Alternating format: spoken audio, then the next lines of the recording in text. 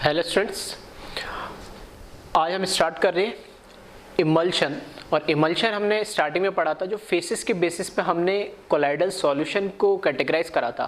तो disperse phase और dispersion medium अगर दोनों ही लिक्विड होते तो हम उनका जो नेम था, कॉमन नेम या type of emulsion type of colloidal solution बोलते हैं, उसको बोलते हैं हम इमल्शन। ठीक है, तो उसको थोड़ा सा हम देखेंगे। तो इमल्शन क्या है, वही लिखा है, emulsion is a colloidal solution of liquid in liquid. Liquid in liquid का मतलब है कि डिस्पर्स फेस भी लिक्विड है और डिस्पर्जन मीडियम भी लिक्विड है। It is a heterogeneous system consisting of more than one immiscible liquids dispersed in one another in the form of droplets।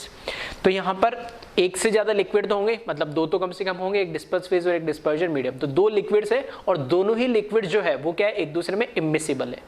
तो एक डिस्पर्स फेज होगा, एक डिस्पर्जन मीडियम होगा।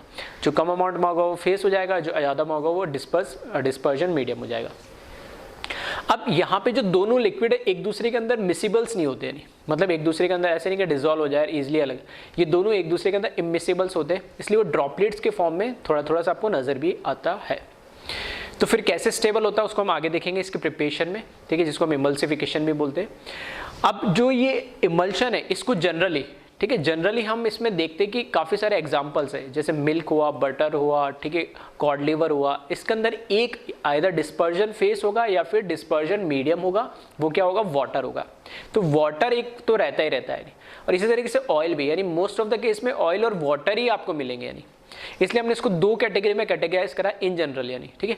तो फर्स्ट लिखा मैंने oil in water type emulsion, जिसको O/W भी लिखते हैं। O से मतलब ऑयल, इन वाटर, ठीक है, इस तरीके से रिप्रेजेंट किया जाता है। तो यहाँ पे लिखा है oil is the disperse phase and the water is the dispersion medium. It is denoted by O/W, इस तरीके से भी किया जाता है, और O/W जो मैंने यहाँ पर लिखा है, दोनों तरीके से इसको रिप्रेजेंट किया जाता है। इसका जो मोस्ट कॉमन एग्जाम्पल है वो है मिल्क। जो हम मिल्क पीते हैं उसके अंदर फैट होता है, नहीं तो फैट क्या है, एक तरीके से ऑयल है वो। तो ऑयल है वो किसके अंदर, वाटर है। तो ऐसा आपने देखा भी होगा, जब दूध वगैरह गर्म किया जाता है तो उसके बाद वो ड्रॉपलेट्स, ऑयल के ड्रॉपलेट्स से जो फैट होता है ऊपर नजर भी आता है, यानी ठीक है। तो वो ऑयल इन वाटर इमल्शन है। तो यहाँ पर फैट डिस्पर्स इन वाटर, तो फैट यहाँ पर क्या हमारा डिस्पर्स फेस और वाटर क्या हमारा डिस्पर्जन मीडियम। नेक्स्ट है water in oil type emulsion, ये W/O बोला इसको। Water is the disperse phase and oil is the dispersion medium. It is denoted by W/O और W/O, ठीक है। तो इस केस में क्या होता है, वाटर डिस्पर्स फेस होगा और ऑयल जो होगा इस बार डिस्पर्जन मीडियम, मतलब ऑयल बहुत सारा होगा और उसके अंदर वाटर के ड्रॉपलेट्स होंगे, यानी ठीक है। इसमें उल्टा था, वाटर बहुत सारा था, ऑयल कम था, वो फैट कम था। और इसका एग्जांपल है बटर। तो बटर में भी देखा होगा, जैसे फ्रिज से आप जैसे पड़ा रहता है तब तो आपको एकदम सॉलिड दिखेगा, बटर को थोड़ी देर फ्रिज से निकाल के बाहर रखोगे तो उस पर हल्के हल्के सी वेपर्स टाइप में वाटर ड्रॉपलेट्स आ जाता है। तो क्योंकि वाटर इन ऑयल वो क्या है, एक इमल्शन है, ठीक। अब ये क्योंकि हमें पता है ऑयल और वाटर एक ऑर्गेनिक हो गया, वाटर एक इनऑर्गेनिक हो गया, एक पोलर हो गया, एक नॉन पोलर हो गया, तो ये फिर दोनों एक दूसरे के साथ स्टेबल कैसे रह पाते हैं, ठीक है। तो इमल्शन ऐसा तो हमें जब स्टेबल नहीं है, तो क्योंकि हमें पता है नॉर्मल तुम वाटर लो उसमें कोई सा भी ऑयल डाल दो तो वो लेयर बन जाती है, मिसिबल तो नहीं होते। लेकिन इसमें तो वो हल्के हल्के ड्रॉपलेट से दिखते हैं, ज़्यादा नहीं दिखते, और ना वो लेयर अलग अलग होती है। तो इन दोनों को बनाने का एक प्रोसेस होता है, ठीक है, इमल्शन को बनाने का एक प्रोसेस होता है, जिसमें ये दो जो डिफरेंट लेयर, इमिसिबल लेयर है, इनको कोई एक थर्ड एजेंट क्या बांधे रखता है, ठीक है। तो वो क्या है उसको हम आगे समझते हैं, प्रिपरेशन ऑफ इमल्शन, जिसे हम इमल्सिफिकेशन भी कहते हैं। तो पहले आप एक बार इसको कॉपी कर लें।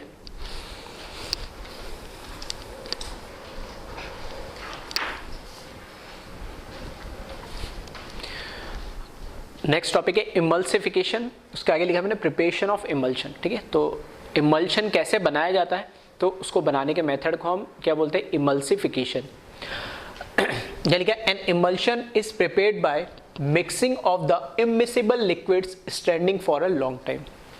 जिन दो लिक्विड्स का, जो दो इमिसिबल लिक्विड्स का हमें इमल्शन बनाना है, इमल्शन कोलाइडल सॉल्यूशन बनाना है, तो उन दो जो इमिसिबल लिक्विड्स उन दोनों को एक दूसरे के अंदर मिक्स कर देंगे और काफ़ी लॉन्ग टाइम तक, ठीक है, बहुत लंबे समय तक उसको, ठीक है, हम रख देंगे, यानी तो क्या सिर्फ उन दोनों लिक्विड को मिक्स कर देने से कि अपना आप वो इमल्शन बना लेगा? ऐसा नहीं होता है, ठीक है। तो उन दोनों के बीच में, क्योंकि हमें पता है दोनों एक इनऑर्गेनिक सब्सटेंस, एक ऑर्गेनिक सब्सटेंस, एक पोलर एक नॉन पोलर है, तो उनके बीच में कभी भी कोई बॉन्ड नहीं बनता है सच। इस वजह से वो एक दूसरे के अंदर मिसिबल्स नहीं होते हैं। तो उन दोनों के बीच में बॉन्ड बनाने के लिए, उन दोनों को एक दूसरे में मिक्स करने के लिए, मिसिबल करने के लिए हमें एक थर्ड एजेंट की जरूरत पड़ती है, जिसे हम बोलते हैं इमल्सिफायर या इमल्सिफाइंग एजेंट। तो उसी के बारे में लिख रहा है, to prevent separation of two layers small quantity of third substance is added which is known as emulsifier और इमल्सिफाइंग एजेंट, ठीक है। तो तीसरा जो सब्सटेंस है, ठीक है, बहुत स्मॉल क्वांटिटी में ऐड किया जाता है जो दोनों के बीच में एक बॉन्ड क्रिएट करता है। The commonly used emulsifier are soap, detergent and lyophilic colloids, ठीक है। लायोफिलिक कोलाइड्स प्रोटेक्टिंग कोलाइड के जैसे भी यूज होते हैं, ठीक है। यहाँ पर इमल्सिफायर के जैसे भी यूज होते हैं। दोनों का काम, प्रोटेक्टिव कोलाइड बोलूँ या मैं इमल्सिफायर के जैसे बोलूँ, दोनों का काम सेम ही है, नहीं, ठीक है। बस वहाँ पे नाम और यूजेस बदल जाते हैं, कैसे है वो मैं भी बताता हूँ, ठीक है।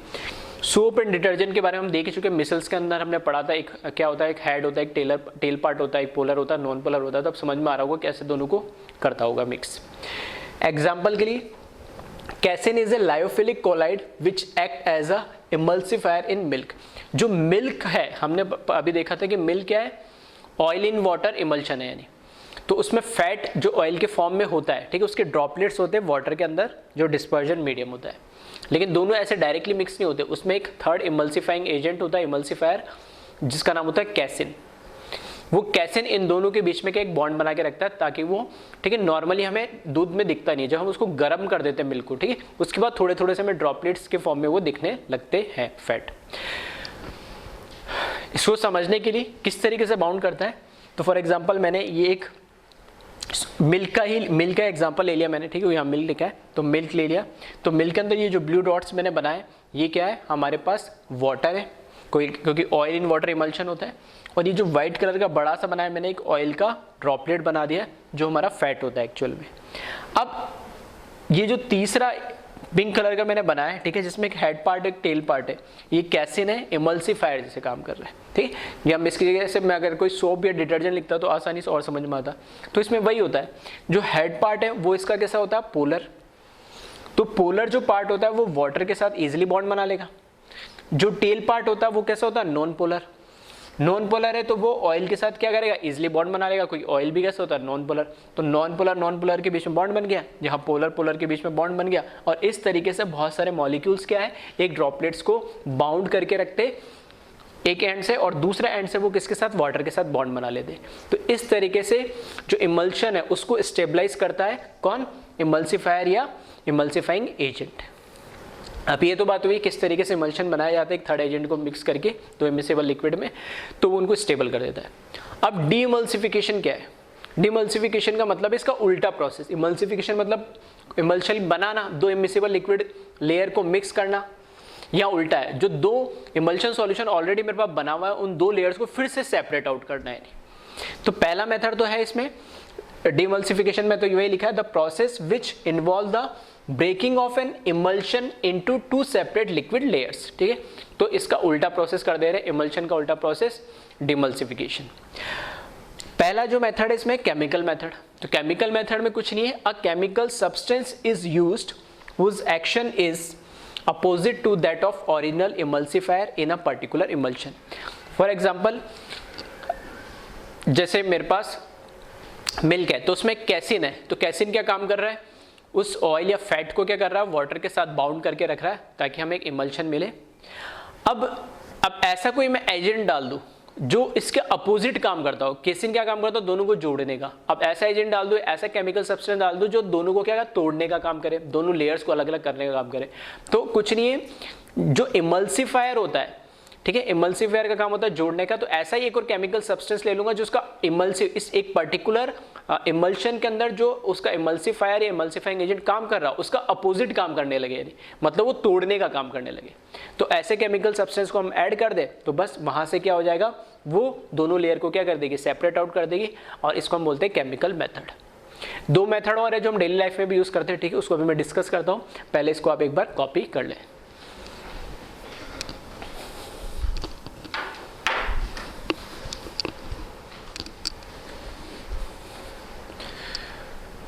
नेक्स्ट मेथड है डिमल्सिफिकेशन का, centrifugation. Cream is separated from milk bye centrifugal method. ठीक है, तो सेंट्रीफ्यूगेशन फिजिक्स में भी आप पढ़ते हो।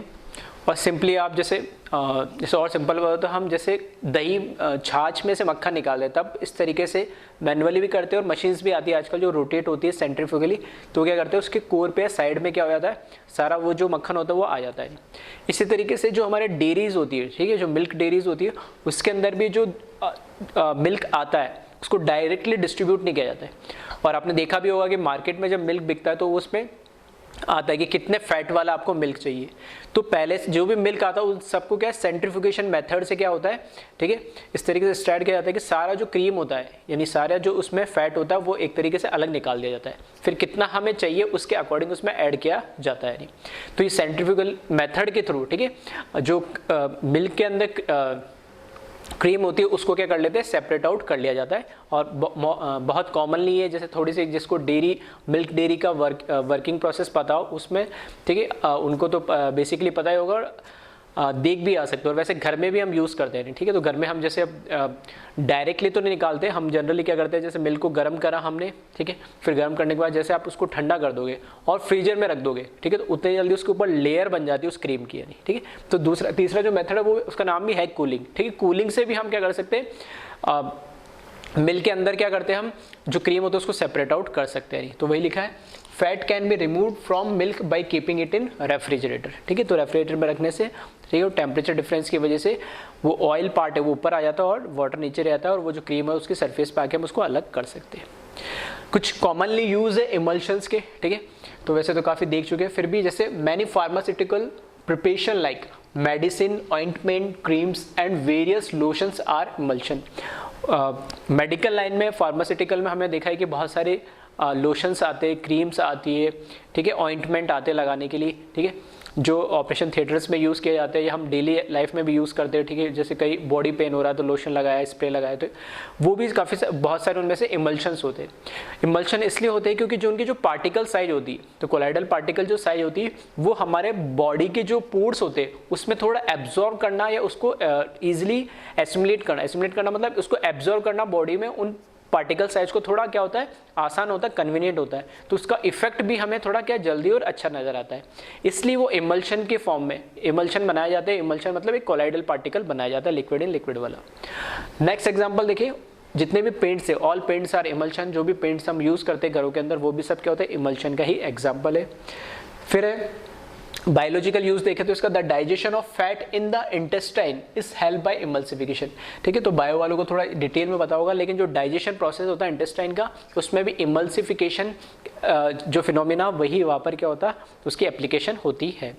और लास्ट मिल्क, जिसके बारे में सबको पता ही है, जो हमारी लाइफ का बहुत नेसेसरी पार्ट है, ठीक है। सुबह उठने से लेकर शाम तक हम कहीं ना कभी इसको यूज़ करते ही करते हैं ना। तो milk is an emulsion of A fat in a water. तो ये कुछ यूजेस है, इनको ध्यान रखें।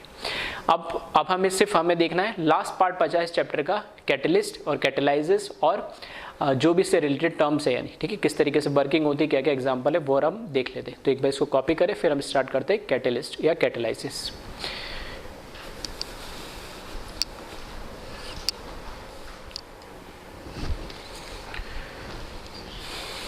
अब स्टार्ट करते हैं, कैटलिस्ट या कैटलाइसिस क्या होता है। तो यहाँ लिखा, सब्सटेंस विच ऑल्टर और change rate of chemical reaction and themselves remain chemically and quantitatively unchanged after the reaction are known as catalyst and the phenomena is known as catalysis।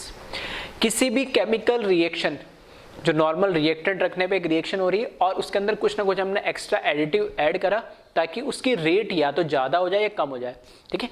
तो जो रेट को बढ़ाते हैं उनको पॉजिटिव कैटलिस्ट बोलते हैं, जो रेट को कम करते हैं उनको नेगेटिव कैटलिस्ट बोलते हैं, ठीक है। तो रेट ऑफ रिएक्शन को हम इन जनरल बोल सकते हैं ऑल्टर करते हैं या चेंज करते हैं, मतलब जिस रेट से रिएक्शन हो रही है उस रेट को या तो ज़्यादा कर देंगे या कम कर देंगे। तो ये कैटलिस्ट का काम होता है, रेट ऑफ रिएक्शन को ऑल्टर करना। और खास बात ये होती है कि ये जो खुद कैटलिस्ट होते हैं वो उस केमिकल रिएक्शन में पार्टिसिपेट नहीं करते। तो वही लिखा है कि ये जो देमसेल्फ मतलब जो कैटलिस्ट खुद है वो ना तो केमिकली उनमें कोई चेंज आता है, दैट मीन्स जो भी कैटलिस्ट आपने डाला उसके जो भी उसका एटॉमिक फॉर्मूला या जो भी उसका मॉलिक्यूलर फॉर्मूला, जो भी उसका मतलब कंपाउंड है, उसका स्ट्रक्चर वगैरह कुछ चेंज नहीं होता है, ना ही कोई उसकी क्वांटिटी में चेंज होता है। ऐसा नहीं कि आपने 5 ग्राम कैटलिस्ट डाला तो बाद में 4 ग्राम रह गया, 6 ग्राम हो गया। 5 ग्राम डाला तो रिएक्शन से पहले भी 5 ग्राम डाला और रिएक्शन खत्म होने के बाद भी आपको 5 ग्राम मिलेगा नहीं, ठीक है। तो क्वांटिटिवली भी कोई चेंज नहीं आता और ना ही उसके कोई फॉर्मूले में चेंज आता है या कोई एटम या मॉलिक्यूल उसमें से कम हो जाता है। तो अपने आप में वो एक इनर्ट मॉलिक्यूल होता है, लेकिन हाँ वो रिएक्शन करवाने में हेल्प करता है। नहीं कैसे हेल्प करता है तो अभी वैसे हम आगे देखेंगे, फिर भी एक आइडिया देता हूँ।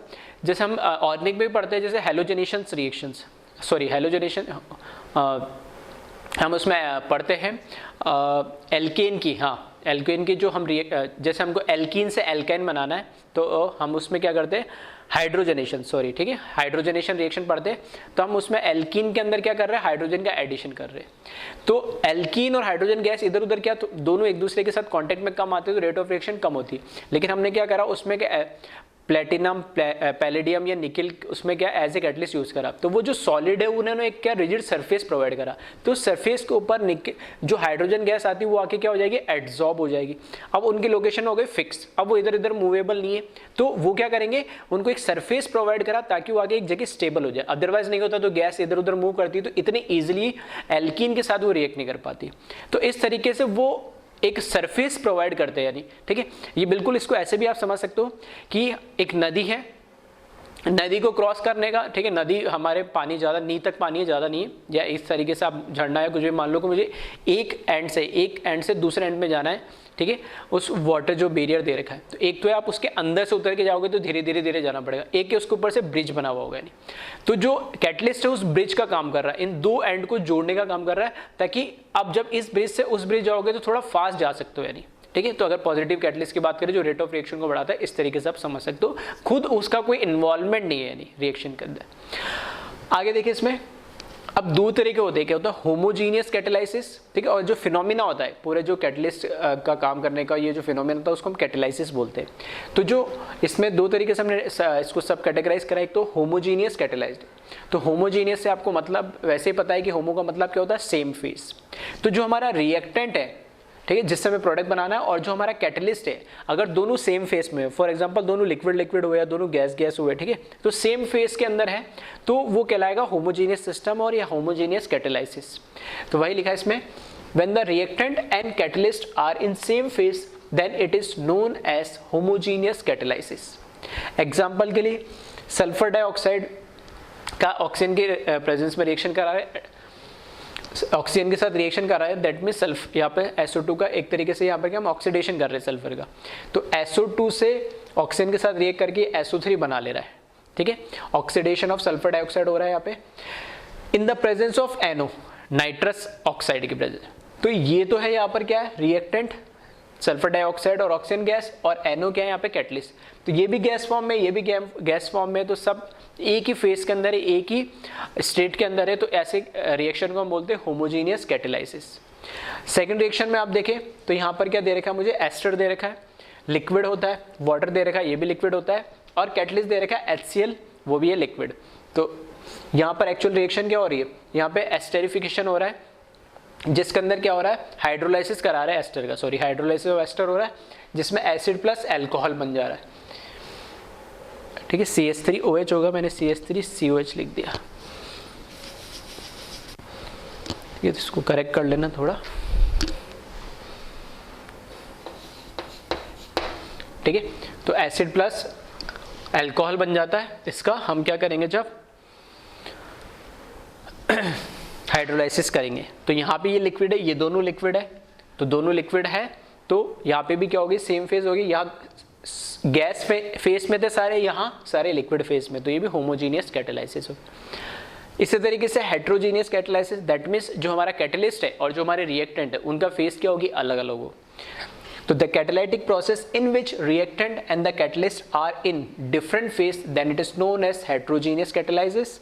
एग्जाम्पल के लिए सेम इसी तरीके से SO2 की रिएक्शन वापस O2 से करा रहे हैं, यहाँ पर NO गैस के रेस्पेक्ट में भी कराई थी, यानी NO गैस के प्रेजेंस एज ए कैटलिस्ट करवाई थी, और यहाँ प्लेटिनम कैटलिस्ट के, जो प्लेटिनम कैसा होता है सॉलिड, तो प्लेटिनम एज ए कैटलिस्ट के प्रेजेंस में भी रिएक्शन कराओगे तो भी SO3 मिलेगा नहीं। तो यहाँ पे ये सॉलिड हो गया जो कैटलिस्ट है, और जो हमारा रिएक्टेंट हो कैसे हो गया, गैस हो गया, तो हेट्रोजीनियस हो गया। इसी तरीके से अमोनिया का ऑक्सीडेशन करा रहे हैं हम, अमोनिया का ऑक्सीडेशन करा रहे हैं इन द प्रेजेंस ऑफ वापस again platinum as a solid जो कैटलिस्ट यूज हो रहा है, और ये नाइट्रस ऑक्साइड प्लस H2 बना ले रहा है। ठीक है, तो ये हैबर्स प्रोसेस के अंदर ये यूज होती है ये रिएक्शंस। ठीक है, यहाँ पे अमोनिया का हम क्या कराते हैं, ऑक्सीडेशन कराते हैं। तो इस तरीके से कैटेलाइसिस, कैटलिस्ट का मतलब क्या है, होमोजीनियस कैटेलाइसिस क्या है, हेट्रोजीनियस कैटेलाइसिस क्या है, उसके एक एक एग्जांपल एटलीस्ट आप ध्यान रखें। तो बोर्ड पॉइंट ऑफ व्यू से, ठीक है, ये इस तरीके एक एक नंबर के क्वेश्चन आपसे पूछे जा सकते हैं। ठीक है, तो इसको आप कॉपी करें, फिर हम आगे बढ़ते हैं इसमें।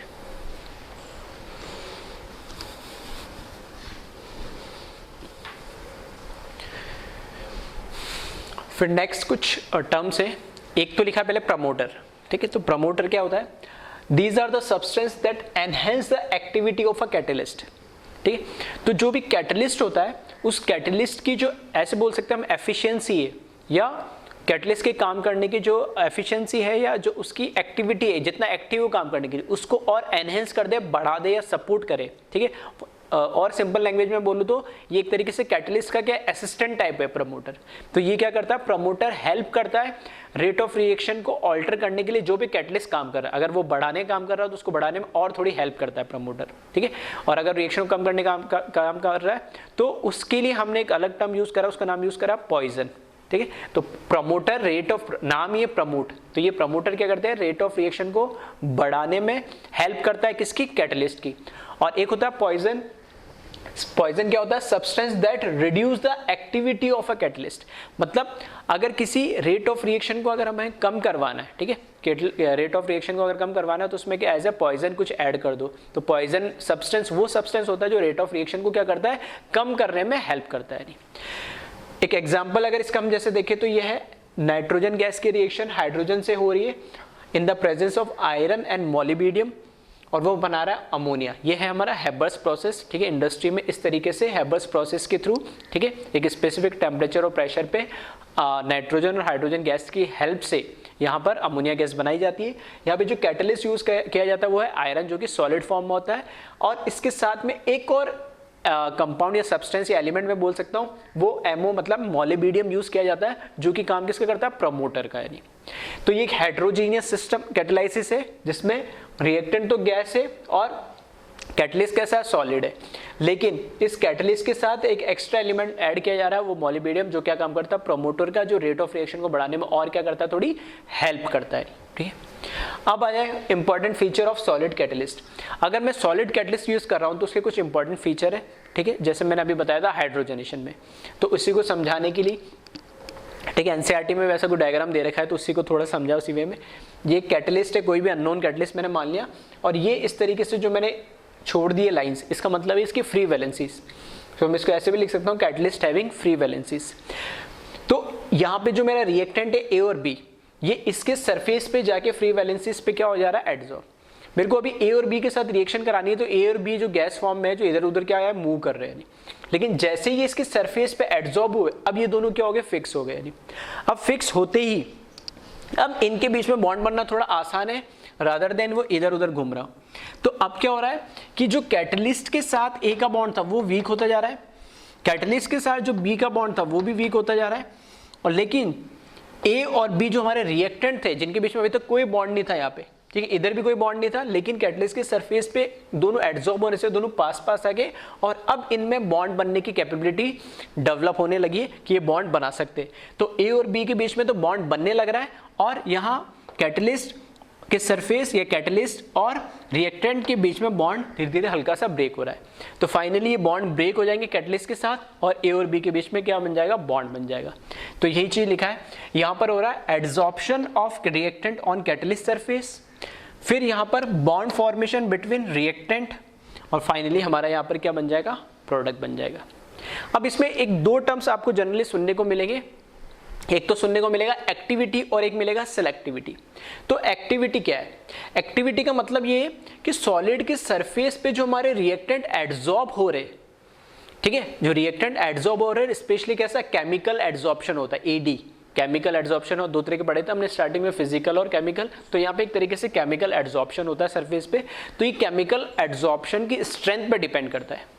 कैसे डिपेंड करता है कि पहले तो क्या हो कि ए और बी, इनकी जो ए और बी हमारा रिएक्टेंट है वो इस सॉलिड की सरफेस पे क्या हो, अट्रैक्ट तो हो, मतलब बॉन्ड तो बनाए, उसके सरफेस पे क्या एड्जॉर्ब तो हो, कम से कम एड्जॉर्ब होना जरूरी है। नहीं, अगर एड्जॉर्ब नहीं होगा तो ये रैंडमली इधर उधर गैस मॉलिक्यूल्स मूव करेंगे, गैस मॉलिक्यूल्स मूव करेंगे तो बॉन्ड उनके बीच में बनने की टेंडेंसी थोड़ी कम हो जाएगी, ठीक है, कितने कॉलिजन होते हैं, बहुत कम हो जाते हैं। लेकिन यहाँ पर जब एक दूसरे के पास में आ गए तो अब इजिली बॉन्ड बना सकते हैं। नहीं, तो पहले तो क्या होना चाहिए, एड्जॉर्प्शन होना चाहिए। फिर नेक्स्ट स्टेप में हमें पता है जब एड्जॉर्प्शन होता है तो ये बॉन्ड बनाता है, और फिर उसके अगले स्टेप में क्या होता है, डीऑब्जॉर्प्शन होता है, या मतलब वापस इससे पहले तो आके ये लग गया, बॉन्ड बना लिया, फिर वापस आके बॉन्ड क्या होता है, टूटना होता है, तभी तो ये आगे प्रोडक्ट बनेगा और कैटलिस्ट जो हमारा फिर से रीजनरेट हो जाएगा। क्योंकि अभी हमने पढ़ाया था कि कैटलिस्ट क्या होता है, रेट ऑफ रिएक्शन को सिर्फ चेंज करता है, वो खुद रिएक्शन में पार्टिसिपेट नहीं करता, वो at the end of the reaction खुद वापस से क्या हो जाए, एज इट इज रीजनरेट हो जाता है। तो जैसे यहाँ पे था एज इट इज कैटलिस्ट, यहाँ पर हमारे पास रीजनरेट हो गया। लेकिन ये रीजनरेट होने के लिए जरूरी क्या है कि ए और बी जो कैटलिस्ट के सरफेस पे एड्जॉर्ब हुए, वो एड्जॉर्ब, मान लिया मैंने केमिकल एड्जॉर्प्शन हो रहा, तो केमिकल एड्जॉर्प्शन हो तो डी एब्जॉर्प्शन भी होना चाहिए ना, वापस वो बॉन्ड टूटना भी चाहिए। तो इतना स्ट्रांग बॉन्ड ना बन जाए, इतना स्ट्रांग बॉन्ड ना बन जाए कि बॉन्ड टूट ही नहीं पा रहा है, नहीं, फिर तो सारी चीज बेकार हो जाएगी। तो ये कहलाती है एक्टिविटी इस कैटलिस्ट की, कि वो बॉन्ड बनाए एक, ताकि उसके सरफेस पे आके एड्जॉर्ब हो जाए, लेकिन इतना स्ट्रांग बॉन्ड भी नहीं बनाए कि वापस से उससे बॉन्ड या जो कैटलिस्ट और रिएक्टेंट के बीच में जो बॉन्ड बना था, ठीक है, वो वापस से डीअब्जॉर्ब ना हो पाए। तो ये जो स्ट्रेंथ होती है रिएक्टेंट और किसके बीच में, हमारे कैटलिस्ट के बीच में, वो उसकी एक्टिविटी कहलाती है कि स्ट्रेंथ एक ऑप्टिमम होनी चाहिए। बहुत ज्यादा स्ट्रांग भी नहीं होना चाहिए कि आगे चिप बन तो गया लेकिन अब टूट ही नहीं रहा, ये इतना वीक नहीं होना चाहिए कि उसके साथ रुक ही नहीं रहा, बॉन्ड बन ही नहीं, मतलब ए और बी प्रोडक्ट आपस में बॉन्ड बना ही नहीं पा रहे, और इतना वीक बॉन्ड पहले वो टूट गया नहीं, ठीक है। तो एक ऑप्टिमम स्ट्रेंथ होनी चाहिए, तो इसको बोलते हैं हम कैटलिस्ट की एक्टिविटी। एक वर्ड होता है सेलेक्टिविटी, और ठीक है, उसको हम एक एग्जाम्पल से समझेंगे, ठीक है। पहले आप इसको कॉपी कर ले।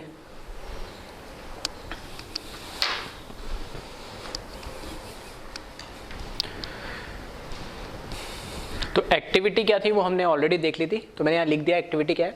The activity of a catalyst depend upon the strength of chemical adsorption to a large extent. The reactant must get adsorb reasonably strong on the surface of catalyst to become active. However, bond not must be so strong that it is difficult to mobilize again. ठीक है, तो यहाँ पे लिखा है कि chemical जो adsorption है काफी हद तक उस पर डिपेंड करता है जो एक्टिविटी होती है किसी भी कैटलिस्ट की। क्यों? क्योंकि वहां पर एड्जॉर्प्शन जो हो रहा है कैटलिस्ट के सरफेस पे, ठीक है, कैटलिस्ट के सरफेस पे जो एड्जॉर्प्शन हो रहा है रिएक्टेंट का, वो इतना इनफ स्ट्रांग होना चाहिए ताकि, यह भी लिखा है to become a active. Active से मतलब क्या है कि जो वो दो रिएक्टेंट वहां पे सरफेस पे आके लगे, वो आपस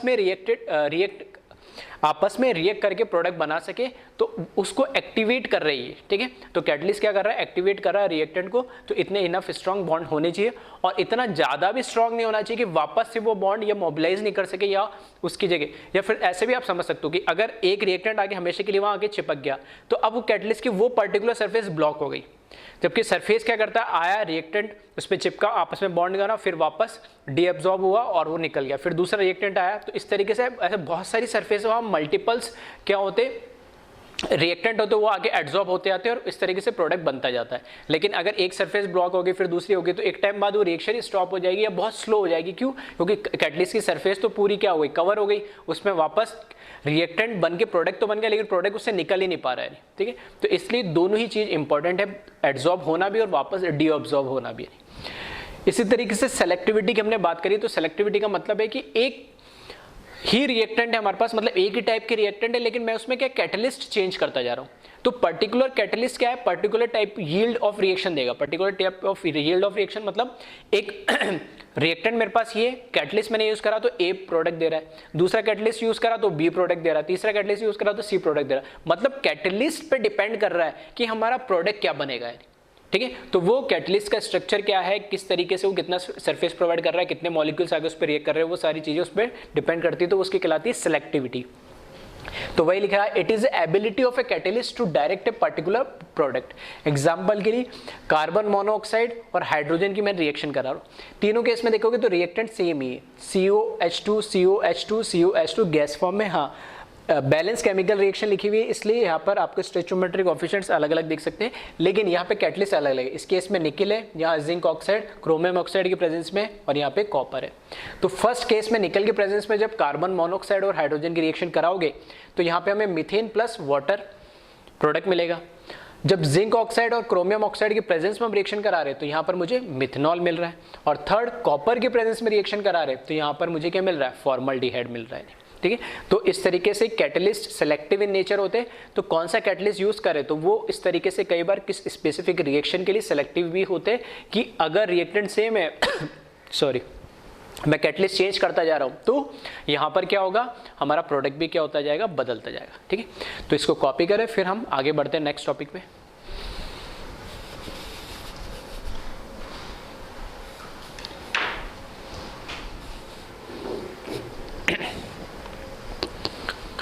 नेक्स्ट टॉपिक है एंजाइम कैटालाइसिस। ठीक है, एंजाइम कैटालाइसिस, एंजाइम देखो नाम सुना होगा जनरली, नीट या बायो वालों को तो पता ही होगा कि जो नेचुरली अकरिंग कैटलिस्ट होते हैं जो हमारे ह्यूमन बॉडीज या फिर प्लांट्स के अंदर मिलते हैं, उनको हम एक अलग नेम दे देते हैं एंजाइम।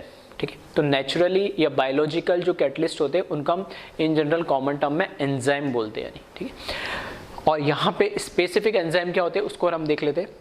तो enzyme are the complex nitrogenous organic compound which are produced by living plants and animals. Next में लिखा है enzyme are actually protein molecule of high molecular mass and form colloidal solution in water. Then next में लिखा है they are effective catalyst in many reactions that occurs in the bodies of animals and plants to maintain the life process are catalyzed by enzyme. These enzymes are also called biochemical catalyst. ठीक है, तो human bodies के अंदर और plants के अंदर बहुत सारी रिएक्शंस होती है जो किसी ना किसी कैटलिस्ट के द्वारा कैटलाइज किया जाती है, लेकिन वो जो लिविंग कैटलिस्ट होते हैं, ठीक है, उनको हम बोल देते हैं एंजाइम। तो वो जैसे कि यहाँ पे बताया हुआ है, ठीक है, नाइट्रोजीनियस ऑर्गेनिक कंपाउंड भी होते हैं और कैसे protein molecule of high molecular मास भी होते हैं। तो ये सारे एंजाइम्स होते हैं। अब यहाँ पर इंपॉर्टेंट चीज़ क्या है कि एंजाइम क्या है इन जनरल, वैसे तो हमें पता ही है, फिर भी डेफिनेशन आप ध्यान रखना। ठीक है, इसके पॉइंट्स ध्यान रखना, और उससे ज़्यादा इंपॉर्टेंट इसके एग्जाम्पल कि कौन कौन से एंजाइम किस किस रिएक्शन के अंदर यूज होते हैं, किस रिएक्टेंट को प्रोडक्ट में कन्वर्ट करने के लिए। जैसे फर्स्ट एग्जाम्पल लिखा in stomach the pepsin enzyme. ठीक है, तो यहां ध्यान रखना कौन सा pepsin enzyme convert protein into peptides. ठीक है, तो प्रोटीन पेप्टाइड्स ये तो बायो वालों को तो पता होगा, अपन भी इसको, ठीक है, इन जनरल वैसे बायो मॉलिक्यूल्स के अंदर इसको पढ़ेंगे, प्रोटीन क्या होता है, पेप्टाइड्स क्या होता है, ये सब। ठीक है, पेप्टाइड बॉन्ड्स वगैरह थोड़ा आइडिया लेंगे इसका।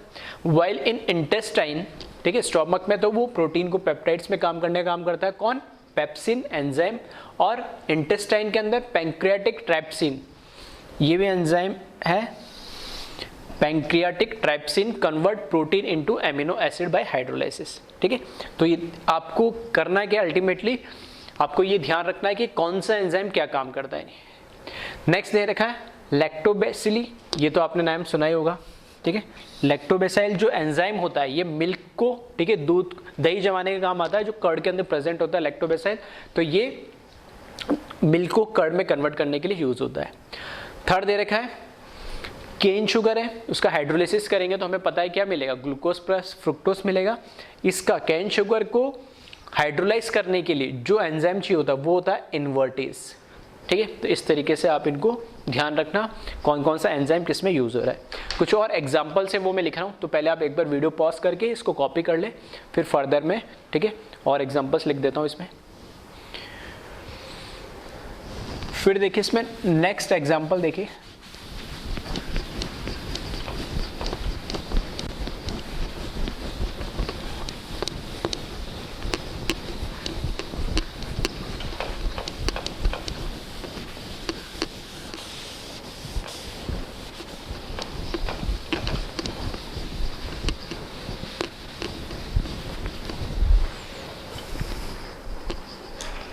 नेक्स्ट फोर्थ एग्जाम्पल इसमें देखिए, conversion of glucose into ethyl alcohol. ठीक है, तो यहाँ पे जो हमारे पास ग्लूकोज है C6H12O6,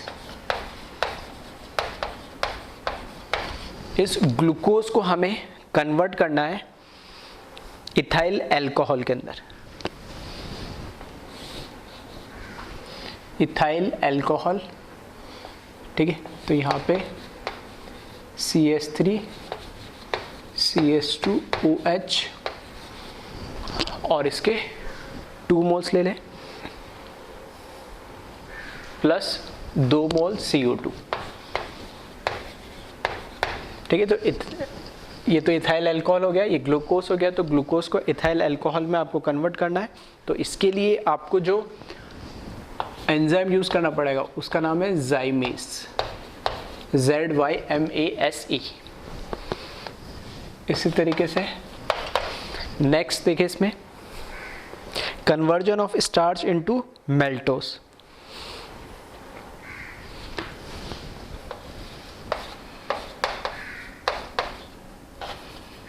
C5H10O5 और N नंबर ऑफ मोल्स। ठीक है, यह है स्टार्च का फॉर्मूला, इसको बोलते हैं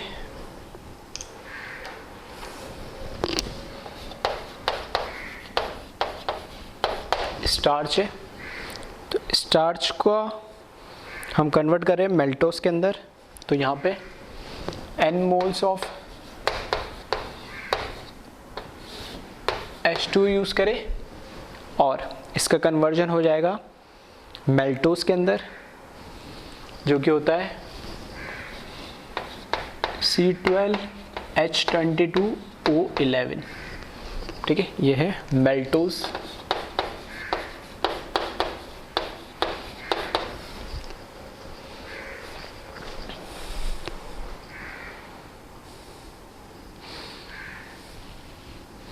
और इसमें जो यूज़ होता है एंजाइम, उसका नाम है डायस्टेस, DIASTASE। फिर है मेल्टोस को अगर ग्लूकोज के अंदर कन्वर्ट करना है नहीं।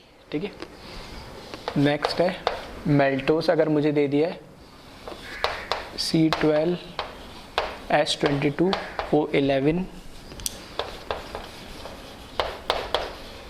ये मेल्टोस, इसको कन्वर्ट करना है मुझे ग्लूकोज के अंदर।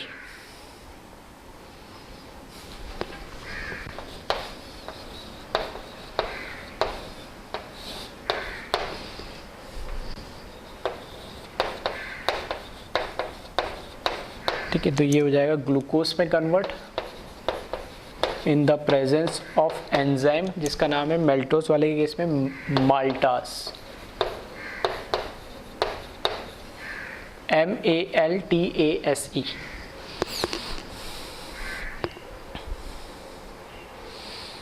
और लास्ट एक और लिख ले, decomposition of urea into ammonia and carbon dioxide. तो यहाँ पर NH2CONH2 यह है यूरिया, इसका डिकम्पोजिशन करना है हमें वाटर के प्रेजेंस में। ठीक है, अमोनिया और CO2 के अंदर। तो इसके लिए जो एंजाइम यूज होता है वो है यूरेस, UREAS। सो UREASE।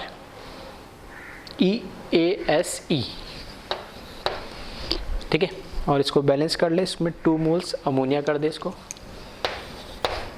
तो अल्टीमेटली ये कुछ रिएक्शंस है।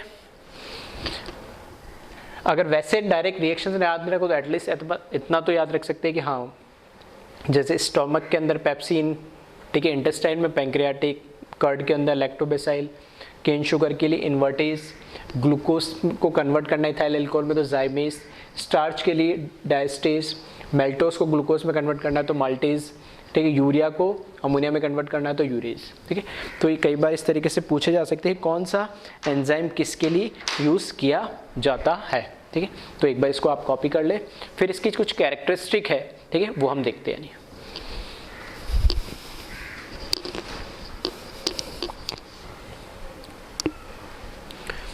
अब देखिए एंजाइम कैटालाइसिस की कैरेक्टरिस्टिक क्या क्या है। फर्स्ट लिखा है they are highly efficient. Efficient से मतलब क्या है कि that is one enzyme convert 1 million molecule per minute. मतलब एक एंजाइम, मतलब एक कैटलिस्ट का वो जो पार्टिकल है वो 1 मिलियन मॉलिक्यूल्स को कन्वर्ट करने से मतलब रिएक्टेंट से प्रोडक्ट बनाने में उसकी क्या करेगा, हेल्प करेगा पर मिनट के अंदर, ठीक है। तो ये हाईली एफिशिएंट इन नेचर होते हैं। सेकेंड है they are highly specific in nature. Specific in nature का मतलब ये कि एक पर्टिकुलर रिएक्शन के लिए एक पर्टिकुलर एंजाइम ही यूज होगा, ठीक है। ऐसे इसमें ये ऐसे हाईली सेलेक्टिव, जैसे हमने उसमें देखा था कैटलिस्ट में सेलेक्टिव नहीं होते, ये स्पेसिफिक होते हैं कि एक पर्टिकुलर रिएक्शन के लिए एक ही टाइप का एंजाइम यूज होता है। तो वही लिखा है दैट इज वन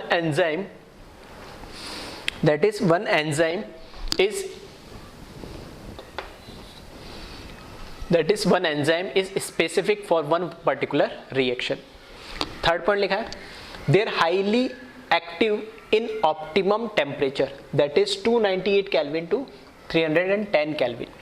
तो ऐसा नहीं है कि एंजाइम जो रिएक्शन के साथ, ठीक है, ऐसे जनरली देखा भी है कि हमारी जैसे हम बीमार होते हैं तो बॉडी टेम्परेचर भी क्या होता है, वेरी करता है। तो उस समय में हमारे कई बॉडी पार्ट्स प्रॉपर्ली वर्क करना, ठीक है, उनकी एफिशिएंसी कम हो जाती है क्योंकि टेम्परेचर में वेरिएशंस आता है। यानी तो रीज़न यही है कि जो एंजाइम के वर्क करने की जो कैपेबिलिटी है वो एक ऑप्टिमम टेम्परेचर में बेस्ट होती है। वो टेम्परेचर क्या है हमारा, जनरली जो 298 रूम टेम्परेचर वगैरह जो होता है 298 से लेके 310, ठीक है, तो 25-30 डिग्री 35 डिग्री तक वो अच्छे तरीके से काम करता है। तो एक ऑप्टिमम टेम्परेचर के अंदर वो एक बहुत ही एफिशिएंटली वर्क करता है। इसी तरीके से they are highly active under optimum pH, ठीक है, दैट इज 5 to 7। इसी तरीके से जो पीएच है वो भी ऐसा नहीं कि बहुत ज़्यादा, ठीक है, बहुत ज़्यादा गैस्ट्रिक होने की वजह से कि पीएच भी वेरिएशन करता है कि बहुत ज़्यादा एसिडिक भी ना हो, बहुत ज़्यादा बेसिक भी ना हो। तो ऑप्टिमम 5 to 7 जो पीएच है उसके बीच में एंजाइम की वर्किंग है वो भी बहुत ज़्यादा इफेक्टिव होती है। नेक्स्ट लिखा है they are influenced by inhibitor and poisons, ठीक है। तो पॉइजन क्या, हमने वही देखा है कि जो रेट ऑफ रिएक्शन को क्या करता है, कम करता है। इनहेबिटर भी इसी तरीके से काम करते हैं। इनहेबिटर बोल दो या पॉइजन बोलो, ठीक है, ऑलमोस्ट सेम ही है। वो भी रिएक्शन को क्या करते मतलब स्लो डाउन करने की कोशिश करते। तो अगर कोई पॉइजन या इनहेबिटर आ जाएगा तो वो रेट ऑफ एंजाइम की जो कैपेबिलिटी काम करने की, जो इनकी एक्टिविटी उसको क्या करते, स्लो डाउन कर देते या चेंज कर देते हैं। इसी तरीके से लास्ट में लिखा है there activity increases in presence of activators and को एंजाइम्स, ठीक है। तो अब दो नए वर्ड आए, एक तो आया एक्टिवेटर्स और एक को एंजाइम। तो ये दोनों ही क्या करते हैं, इसकी एंजाइम की जो कैपेबिलिटी है या इसकी एक्टिविटी है एंजाइम की काम करने की, उसको क्या करते हैं, बढ़ा देते हैं। तो एक्टिवेटर क्या है, तो वो लिखा मैंने metal ions such as sodium Na+, Mg+2, Al+3 etcetera when weakly bonded with enzyme then they increase catalytic activity. मतलब ये जो कुछ मेटल आयंस है, सोडियम, मैग्नीशियम और एल्यूमिनियम, पोटेशियम, ठीक है, तो ये मेटल आयन क्या करते हैं, एंजाइम के साथ वीकली बॉन्डेड होके और इसकी जो एफिशिएंसी काम करने की या इसमें जो एंजाइम का जो काम है रेट ऑफ रिएक्शन को वेरी करना या ऑल्टर करना, उसको और थोड़ा सा ये क्या करते हैं, सपोर्ट कर देते हैं। तो एक्टिवेटर्स हम ऐसे समझ सकते हैं जैसे हमने कैटलिस्ट के केस में हमने क्या बोला था, प्रमोटर है, वैसे यहाँ पे एंजाइम के केस में एक्टिवेटर काम करते हैं। विटामिन क्या होते हैं, सॉरी कोएंजाइम क्या होते हैं, तो कोएंजाइम कुछ नहीं है एक्चुअली में, जो एंजाइम होते हैं उनको हम बोलते हैं प्रोटीन्स, ठीक है। ये हाई मॉलिक्यूलर मास के प्रोटीन्स होते हैं एंजाइम, लेकिन जो को एंजाइम्स होते हैं वो प्रोटीन्स ना होके कौन होते हैं, विटामिन्स होते हैं। तो ये भी रेट ऑफ रिएक्शन को थोड़ी इंक्रीज करने में हेल्प करते हैं, ठीक है। तो इस तरीके से कैरेक्टरिस्टिक है, कुछ टर्मिनोलॉजी है तो जिसको थोड़ा सा आप ध्यान में रखें, ठीक है। इसके अलावा एक आपको टॉपिक मिल जाएगा एनसीईआरटी में, आप देख लेना, मैं थोड़ा एक्सप्लेन तो कर ही देता हूँ। मैकेनिज्म, मतलब मैं उसको इस नाम से बुलाता हूँ, मैकेनिज्म ऑफ एंजाइम कैटालाइसिस, ठीक है। तो एक थ्योरी प्रपोज्ड है, तो वो एनसीईआरटी में दे रखी है, लॉक एंड की मॉडल भी बोलते हैं उसको। यानी लॉक एंड की मॉडल का मतलब क्या है कि अगर हमें इस तरीके से, हमें जैसे की होती है वैसे की बनी हुई हो, ठीक है। तो ये तो मैंने मान लिया एंजाइम है जो की का काम करती है, और यहां पर